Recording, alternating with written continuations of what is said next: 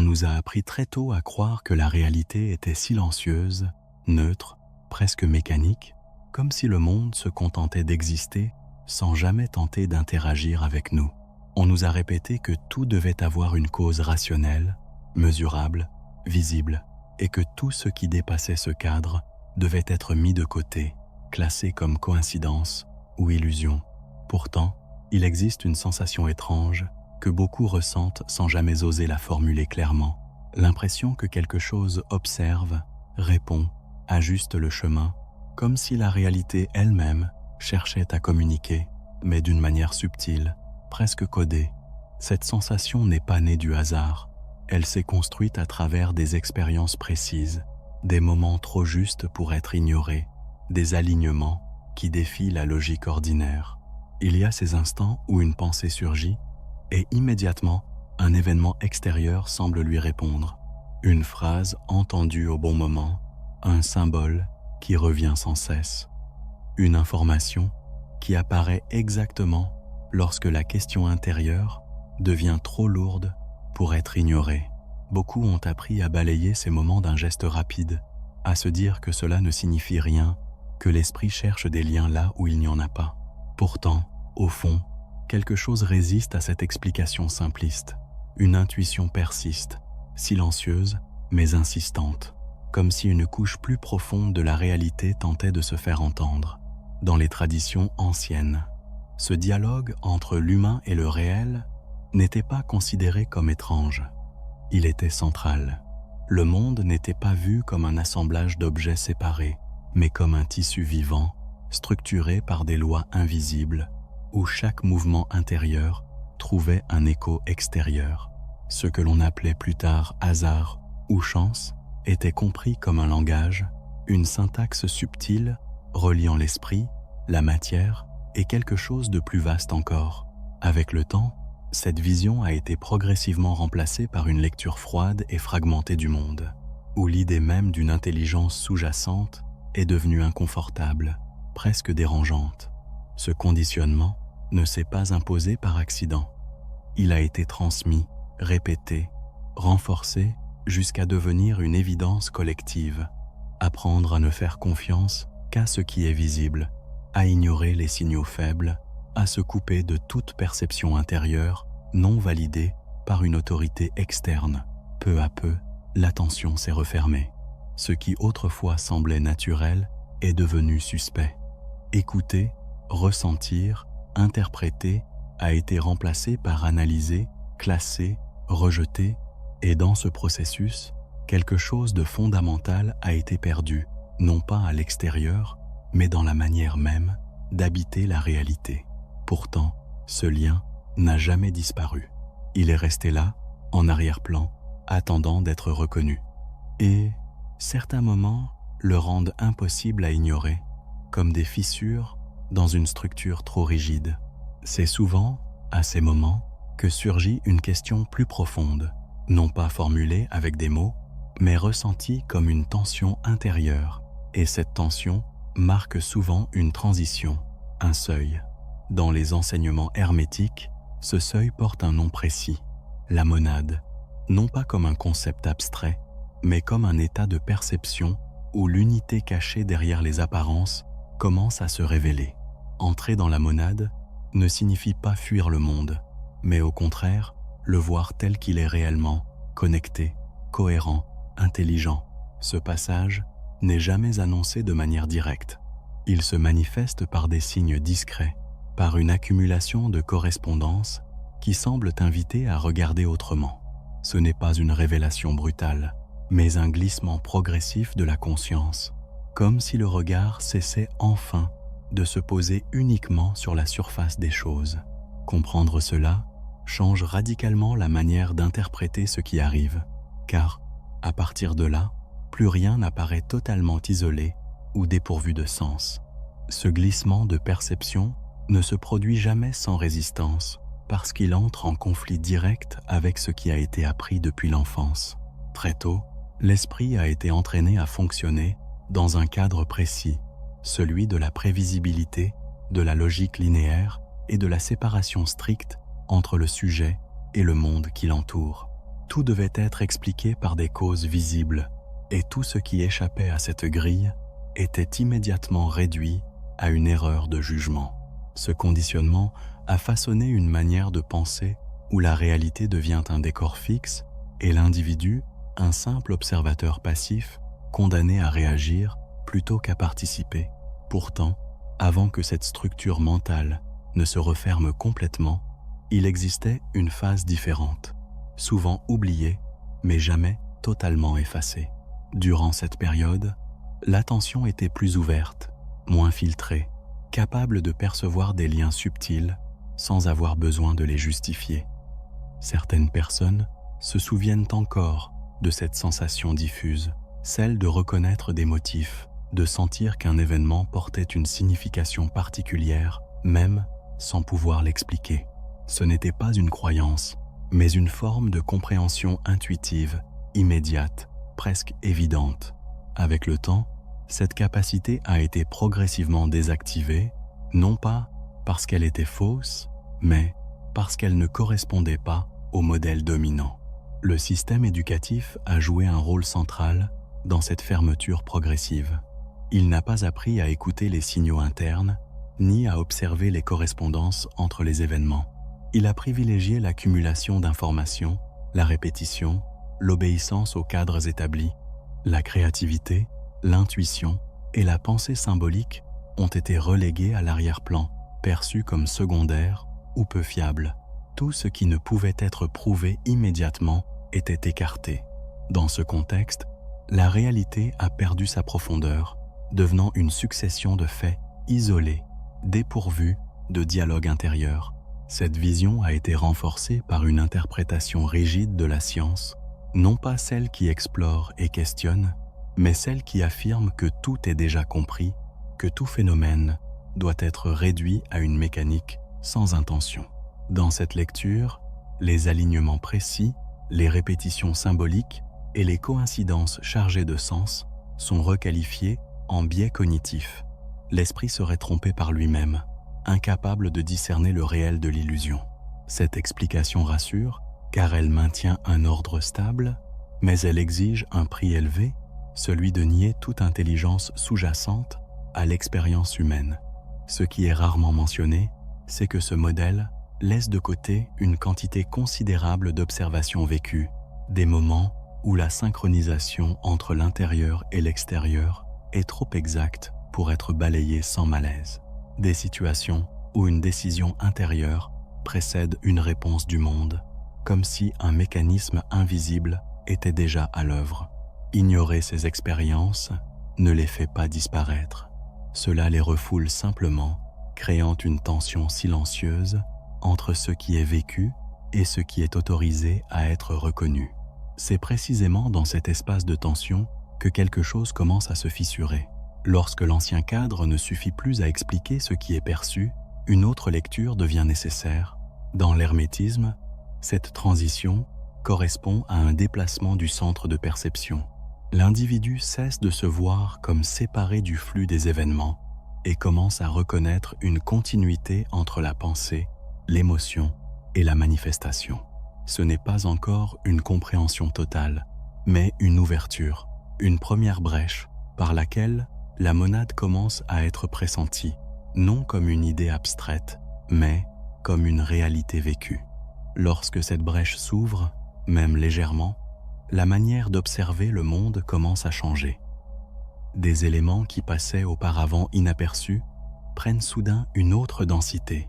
Ce ne sont pas encore des certitudes, mais des indices, des signaux faibles qui semblent s'organiser autour d'une cohérence nouvelle. Ce changement n'est pas intellectuel, il est perceptif. Il ne s'agit pas de croire à quelque chose, mais de remarquer que la réalité répond différemment lorsque l'attention cesse d'être fragmentée. À ce stade, beaucoup ressentent une forme de trouble, car cette expérience entre en contradiction avec tout ce qui a été appris sur le fonctionnement du monde. Ce trouble apparaît souvent lorsque certaines correspondances deviennent trop précises pour être ignorées. Pensez à une situation précise et voir surgir une information liée quelques instants plus tard. Hésiter face à une décision et rencontrer sans l'avoir cherché, un élément extérieur qui semble éclairer exactement ce doute. Ces moments ne provoquent pas une émotion spectaculaire, mais une impression plus subtile, celle d'être discrètement guidé. Ce ressenti est difficile à partager, car il ne repose pas sur des preuves visibles, mais sur une justesse intérieure qui échappe aux cadres habituels du langage.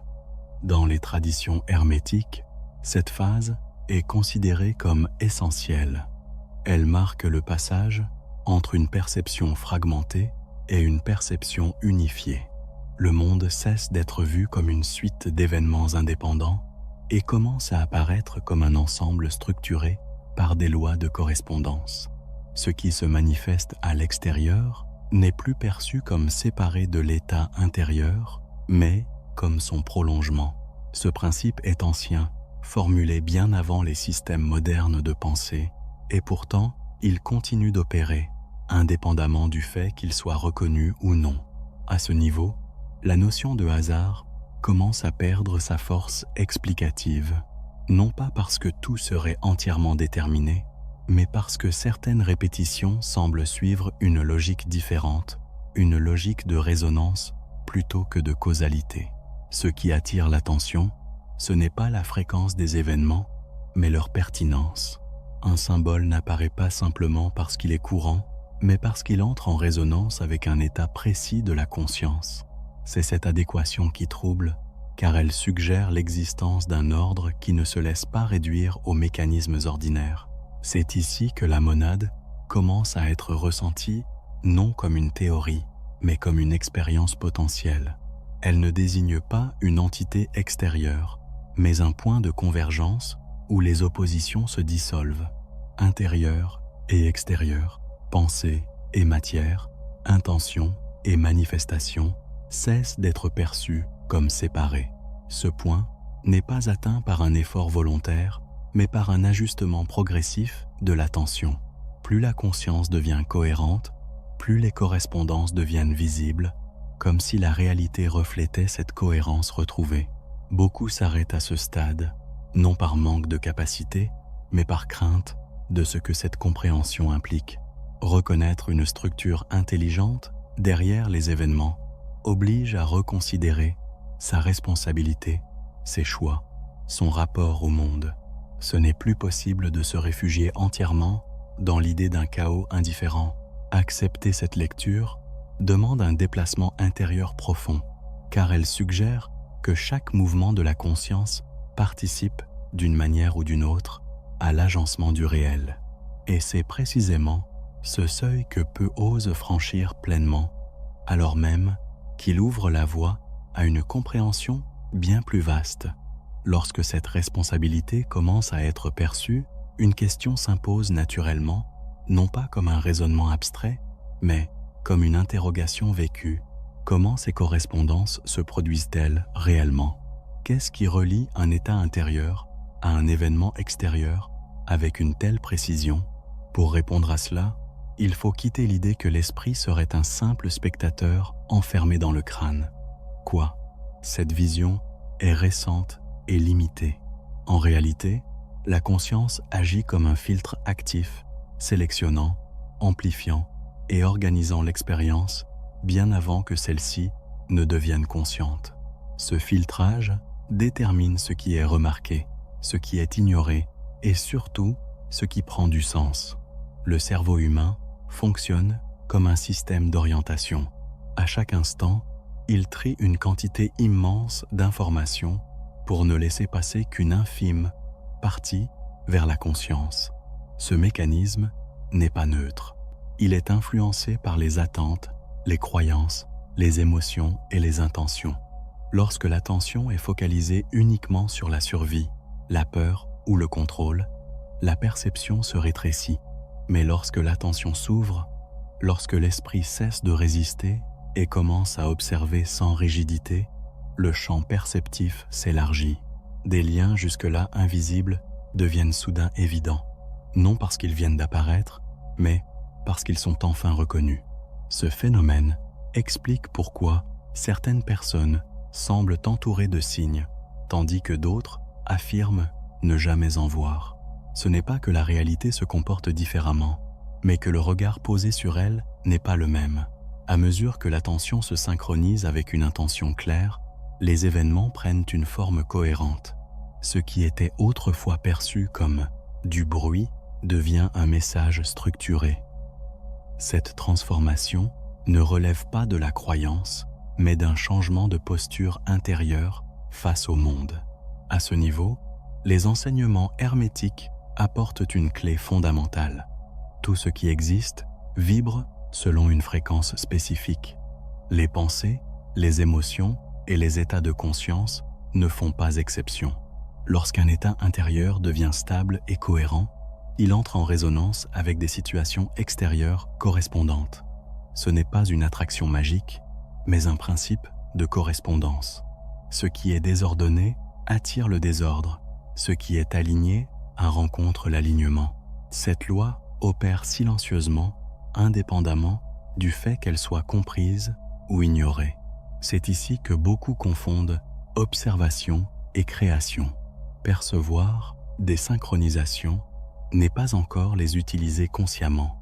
Tant que l'attention reste passive, les signes apparaissent de manière sporadique, presque aléatoire. Mais lorsque l'intention devient claire, lorsque la conscience cesse d'être dispersée, les correspondances gagnent en intensité et en précision. Ce passage marque une différence essentielle entre subir les événements et participer à leur organisation.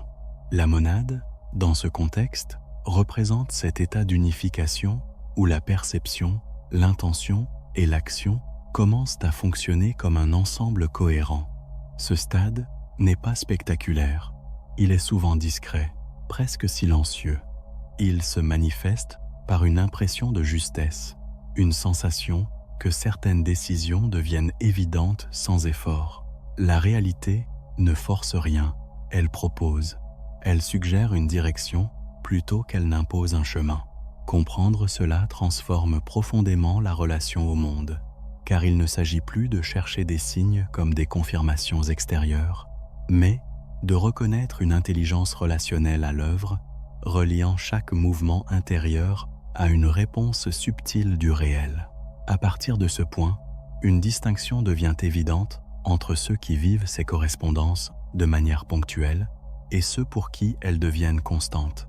Cette différence ne tient ni au hasard, ni à une disposition particulière, mais à un état intérieur précis. Et beaucoup traversent leur existence dans une posture de fermeture subtile, même sans en avoir conscience.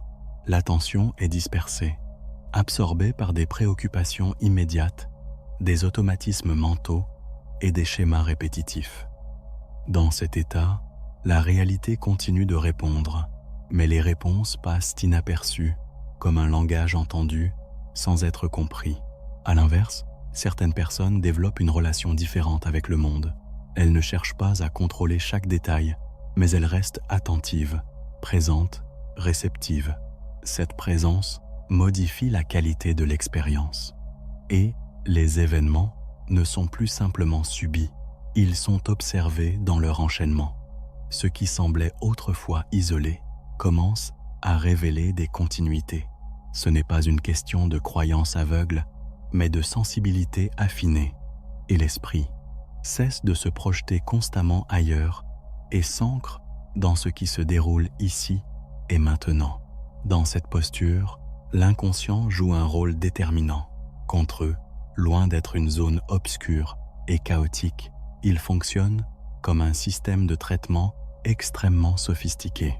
Il capte des signaux faibles, établit des liens, anticipe des trajectoires, bien avant que la pensée consciente n'intervienne. Lorsque l'inconscient est aligné avec une intention claire, il oriente subtilement les choix, les rencontres et les situations. Ce processus donne l'impression que les choses se mettent en place sans effort, alors qu'il s'agit en réalité d'une coopération silencieuse entre plusieurs niveaux de la conscience. Ce mécanisme explique pourquoi certaines trajectoires semblent fluides, tandis que d'autres restent bloquées. Lorsque l'état intérieur est dominé par le doute, la peur ou la rigidité, l'inconscient fonctionne en mode défensif.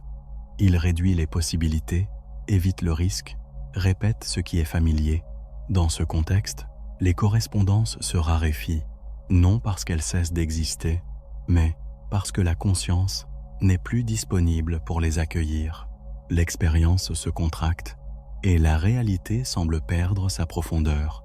En revanche, lorsque l'attention se stabilise dans un état d'ouverture et de confiance lucide, l'inconscient cesse de résister. Il devient un allié, orientant l'individu vers des situations cohérentes avec son mouvement intérieur. Les rencontres prennent un sens particulier, les opportunités apparaissent au moment opportun, les décisions s'éclaircissent sans lutte excessive. Ce fonctionnement n'a rien de mystique au sens naïf du terme. Il repose sur une harmonisation progressive entre ce qui est ressenti intérieurement et ce qui se manifeste extérieurement. C'est précisément à ce niveau que l'on commence à comprendre pourquoi l'entrée dans la monade transforme durablement la perception du réel. Il ne s'agit pas d'accumuler des signes, mais de vivre dans un état où la fragmentation disparaît et la conscience cesse d'être divisée entre ce qu'elle pense, ce qu'elle ressent et ce qu'elle fait. Cette unification rend les correspondances naturelles, presque ordinaires. Elles ne sont plus perçues comme extraordinaires, mais comme l'expression normale d'un monde cohérent, répondant à une conscience qui a cessé de se disperser. Lorsque cette cohérence intérieure s'installe, une autre étape devient inévitable, celle de la reconnaissance consciente des signes. Jusqu'ici, les correspondances pouvaient apparaître de manière diffuse, presque involontaire. Désormais, elles deviennent lisibles, non pas comme un code figé à déchiffrer mécaniquement, mais comme un langage vivant, ajusté à chaque trajectoire individuelle. La réalité ne parle pas de la même manière à tous, car elle répond à des structures intérieures différentes. Comprendre cela évite une erreur fréquente, celle de chercher des symboles universels là où le sens est avant tout relationnel. Certains signes prennent la forme de répétition. Une information revient sous des angles différents, une situation se rejoue avec de légères variations, un thème s'impose sans raison apparente. Ces répétitions ne signalent pas une fatalité, mais une invitation à porter l'attention sur ce qui n'a pas encore été intégré. Elles apparaissent souvent lorsque quelque chose cherche à être reconnu, compris ou décidé. Ignorer ces rappels ne les annule pas, mais les rend plus insistants, jusqu'à ce que l'attention se réajuste. D'autres signes se manifestent par des rencontres ou des événements précis, surgissant au moment exact où une question intérieure atteint un point de tension. Ces moments ont une qualité particulière. Ils ne forcent rien, mais éclairent. Ils ouvrent une possibilité plutôt qu'ils n'imposent une direction. C'est cette subtilité qui les rend difficiles à interpréter pour un esprit habitué aux injonctions claires et aux réponses immédiates. Ici, la compréhension passe par une écoute fine, presque silencieuse. Dans la tradition hermétique, cette capacité à lire les correspondances repose sur un principe fondamental. Le semblable reconnaît le semblable. Ce qui est perçu à l'extérieur entre en résonance avec un état intérieur précis. Il ne s'agit donc pas de collectionner des signes, mais d'observer ce qu'ils éveillent. Une même situation peut être insignifiante pour l'un et déterminante pour l'autre, non par subjectivité arbitraire, mais parce qu'elle touche un point différent de leur structure intérieure. À ce stade, la question n'est plus de savoir si les signes existent, mais comment y répondre. Beaucoup perçoivent les correspondances, mais hésitent à agir. Le doute s'installe, la peur de se tromper paralyse, et l'élan initial se dissipe. Pourtant, dans cette dynamique, l'action joue un rôle central. Répondre à un signe ne signifie pas obéir aveuglément, mais ajuster son mouvement intérieur en conséquence. Même un geste minime, lorsqu'il est aligné, suffit à modifier la trajectoire globale. C'est ici que la relation avec la réalité devient véritablement dialogique. L'attention perçoit, l'intention oriente, l'action confirme, et chaque réponse renforce la clarté de la suivante. Lorsque ce cycle s'installe, les correspondances gagnent en fluidité. Elles ne disparaissent pas, mais cessent d'être perçues comme des anomalies. Elles deviennent un mode normal d'interaction avec le réel. Et c'est précisément cette normalisation qui marque une avancée décisive vers l'état de conscience associé à la monade. Arrivé à ce stade, quelque chose devient clair de manière presque irréversible. La réalité n'est plus perçue comme un flux chaotique d'événements isolés, mais comme un champ structuré, sensible à la manière dont la conscience s'y engage. Cette compréhension ne repose pas sur une croyance nouvelle, mais sur une accumulation d'expériences vécues qui ont progressivement modifié la perception. Il devient alors difficile de revenir à une vision strictement mécanique du monde, non par rejet intellectuel, mais parce qu'elle ne rend plus compte de ce qui est observé. Ce changement entraîne une responsabilité subtile. Si la réalité répond, alors chaque état intérieur compte. Les pensées, les émotions et les choix cessent d'être anodins. Ils participent à une dynamique plus vaste, où chaque ajustement interne produit une résonance externe, contrôlable. Cela ne signifie pas que tout est contrôlable, mais que rien n'est totalement déconnecté. Cette prise de conscience modifie la posture face aux difficultés. Au lieu de chercher uniquement à les éviter ou à les combattre, l'attention se tourne vers ce qu'elles cherchent à révéler, vers l'information qu'elles contiennent sur l'alignement ou le désalignement intérieur. Dans cette perspective, les correspondances ne sont plus recherchées comme des preuves, mais reconnues comme des indicateurs. Elles signalent une cohérence ou une friction, une ouverture ou une résistance. Apprendre à les lire permet d'ajuster la trajectoire avant que les tensions ne deviennent excessives. Cette lecture n'est jamais parfaite, mais elle s'affine avec le temps, à mesure que l'écoute devient plus honnête et moins conditionnée par la peur de se tromper. L'erreur n'est plus perçue comme un échec, mais comme une information supplémentaire dans le dialogue avec le réel. Progressivement, un état différent s'installe. La vie semble moins fragmentée, moins soumise à des oppositions constantes. Les décisions deviennent plus simples, non parce qu'elles sont faciles, mais parce qu'elles sont cohérentes. Ce qui ne correspond plus à la trajectoire intérieure tend à se dissoudre de lui-même. Ce qui est aligné persiste sans effort excessif. Cette fluidité n'est pas permanente, mais elle devient reconnaissable. Elle sert de repère, de point d'ajustement lorsque la dispersion réapparaît. C'est précisément cette reconnaissance qui marque l'intégration réelle de la monade. Elle ne se manifeste pas comme une illumination spectaculaire, mais comme une stabilité nouvelle dans la manière d'habiter l'expérience.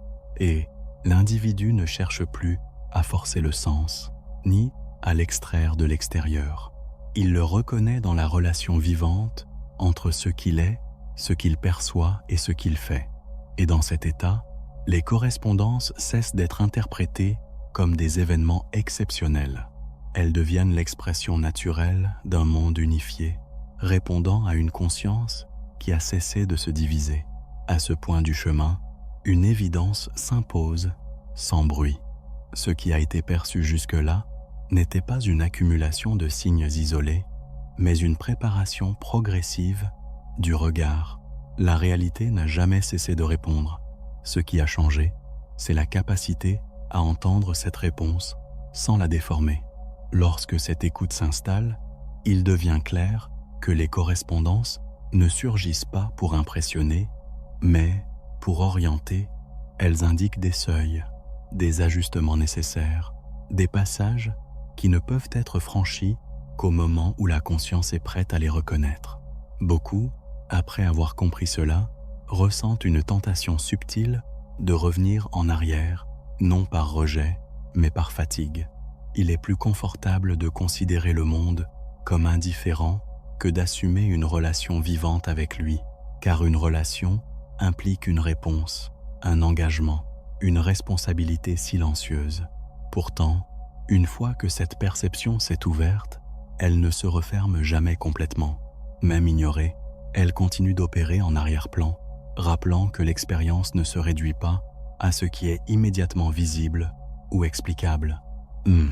C'est ici que la plupart des trajectoires se séparent.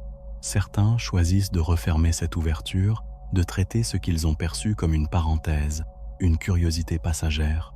D'autres acceptent de rester dans cet espace intermédiaire où tout n'est pas encore compris, mais où rien n'est plus totalement arbitraire. Ce choix n'est jamais formulé consciemment. Il se manifeste dans l'attention quotidienne, dans la manière d'écouter, de décider, de répondre aux situations qui se présentent. Entrer véritablement dans la monade ne signifie pas adopter une nouvelle croyance, ni suivre un système de pensée supplémentaire. Cela signifie reconnaître une unité déjà présente, mais longtemps voilée par la dispersion intérieure. Cette unité ne supprime pas la complexité du monde, elle la rend lisible. Elle permet de naviguer sans rigidité, de percevoir les transitions avant qu'elles ne deviennent des ruptures, de sentir quand un mouvement est juste ou lorsqu'il est encore prématuré. Dans cet état, la vie ne devient pas parfaite, mais elle devient intelligible. Les obstacles cessent d'être perçus comme des interruptions absurdes et prennent la forme de points de réajustement.